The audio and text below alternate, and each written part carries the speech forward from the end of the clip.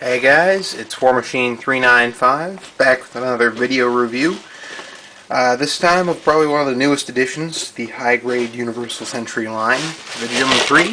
Okay, so there's the box and the manual. Alright, so again, starts with a nice picture.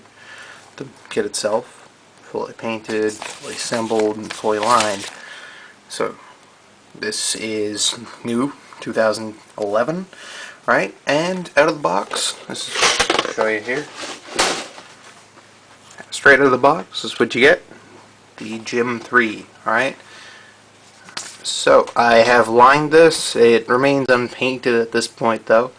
I think I would like to go back and paint it. And due to the shoulder pods, it feels very, very stark Jegan. But still kind of different look to it. It's nice. It's a nice kit overall. And something I'd like to point out at the beginning is a lot of the assembly and engineering and the joints and everything feel very, very 00-ish. Like if you've built any of the high-grade 00 kits, you know what I mean. Like the joints are different. They've got polycaps in every one of the joints, which means they move really smooth. But I have a feeling that means they're gonna wear out later in life. Right? So start with, I think I'm going to just disarm them here, and let's see here, open palm, right, this side. Dang, that's my other problem with this kit. Some of the things are loose on it, like the ball joint at the waist. It allows a little more articulation, but it's kind of loose. So, to start, let's take a look-see at the head, and for this I'm going to move these off, right here. Get maximum articulation. Pull off the missile pods. Alright. Dang, that part's annoying. Anyway, so the head, you can see that it's very, very typical GM looking head. It can move back and forth. It does have a little bit of that chicken movement, so you can see it slides kind of back and forth. And it can rotate a full 360. Okay, so that's pretty typical. And when we're up here, the thrusters plus beam saber holders, right? Those move on a ball joint. The only limiting factor would be that cable that goes into the backpack. Right, so it's got an opening where it slides in and out of. Pretty clever Bandai. It looks kind of neat. Anyway, as long as you paint it, it might scrape a little there when you're done. Anyway, so it's pretty good. Now, on each shoulder, you have a ball joint. So it can roll around like that, but it also comes out very much like the 00 joints, right? So it goes like this, out, so it can reach forward more, as well as, it just goes back in, right? So it's on a ball joint, you have to shove it back in a little bit. Now, the shoulder can go up this far, because the arm guard here, this nice bluish green color, that is actually integrated into part of the upper arm, so it limits how far you can move it up. See, if you look under here, it's all one piece all the way through. So it can rotate at that point though, and the shoulder gets a full 180 nearly, and the other bit here, the wrist here, can rotate and roll around. It's on a ball joint. My only qualm is it's a little loose with the poly cap there. Continue going downward here. Pop back on. So of course you saw where that's a ball joint. So it can move a tiny bit there if you pull it out, and it can rotate from side to side if you keep it all the way in that much. Right? So about 30 degrees or so, and that's it. Right? So the side skirts move up and down that much, and the front skirts move together. I think you can separate them if you put in the effort and cut it out with a saw, but other than that, I don't think it's the most fantastic idea. Just the way it's designed, it would be kind of a pain. Now, the legs can rotate there, not all the way around because of the way that the skirts are set up. Oh, there we go. You gotta move it out to the side a little bit. It rotates up at the upper hip, and it bends that much, like the the added thruster panel here limits it a little bit. That's okay, right? That's pretty reasonable. Also, it moves at the ankle. Now this is an interesting bit. It has a little bit of articulation, so you just watch this bit. So it's like another 10 degrees to it. It's pretty cool.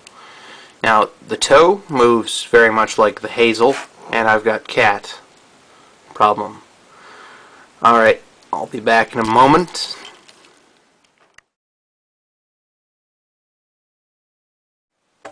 Alright, so I'm back again. I think I was on the ankle. Alright, so it has Hazel articulation, like where it moves at the toe. And the ankle guards can move up and down very little, just because of the way that the lower leg is set up. It's also on a ball joint still, so it can, of course, swivel all the way around if it wants to, and move forward and back. Though it's kind of hard to do with all the other moving parts on that section. Now, alright, so on to that, the missiles and whatnot, okay? So, just to give a closer look, so they're like two white parts put together and a red part, and you can change the red part with the shutters closed for one where the shutters are open with the missiles showing. Alright, that looks pretty cool still, right? You can put them on asymmetrical or whatever, like on the box art, or you can leave them shut like that. That's what I like, actually. So when you're putting them on, you have a nice little slot at the back of each shoulder with a poly cap inside, so it's easy to pull in and out. It's very good for that. Now, make sure that's on. So, there we go. So, that's probably my favorite missile launcher kind of thing in this setup. I don't really like these for some reason.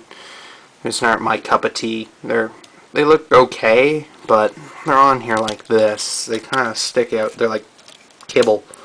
Anyway, so I don't really like those when I'm posing mine. So, I'll show you guys the other accessories going here. Right, so got that, and the missile pods stick way out the back. Right, so for other accessories, you have the rifle. Woo. It's like this. I've got the trigger finger hand already attached from when you saw it earlier. You have the shield, your standard RX-78/GM shield. And that just clips onto the back, and it's kind of got a nice swivel mechanism there, so it can move nice and easy. For this kit, it also says you could, because this is this double Zeta version, so you have that shield, whereas in the unicorn version, you can just leave these missile pods on and take these ones off, and then give it a jagged shield to make it the unicorn version. Alright, so just keep that in mind. It gives you a little more play value and also forces you to buy another one of Bandai's kits. Pretty interesting move, Bandai. But one of the bonuses that we've been getting a lot recently in some of the newer kits is, besides the trigger finger hand for one side, you also get open palms for both sides, beam saber hands, open fists, right? And closed fists for both hands.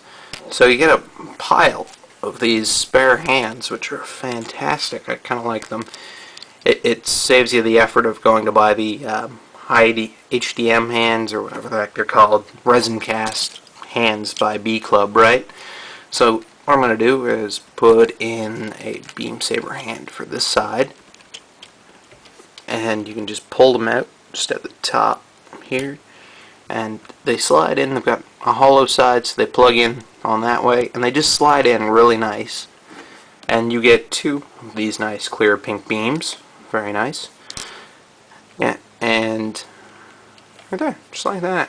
It's pretty nice. It's a very, very nice kit for what it is. It's a gym, right? So just based on that design, you can't go too far, right? So I think we're going to move on to the size comparison at this point. Something new that my little brother built. This is actually his first Gunpla kit. I think he's rather proud of it. So I think he did pretty good with it too. Still working on his lining skills. I think you can expect a review of that in the near future. So this is from Zeta, and this is from Double Zeta, and fresh from Unicorn, right? So I figured the end of its own timeline. So we'll give it a nice size comparison from kits from its own era and whatnot. So Hyakushiki and Delta Plus with the GM III in between. And I think that's it for this review. And well, I think you can expect a review of the GM II in the near future whenever it comes out. And I guess that's all. And also expect a review of this guy and this guy within the coming week, as I have heard the Delta Plus Master Grade is coming out on August 4th, and I look forward to getting it. It's one of my favorites. Alright, we're Machine 395 signing out. Have a good one.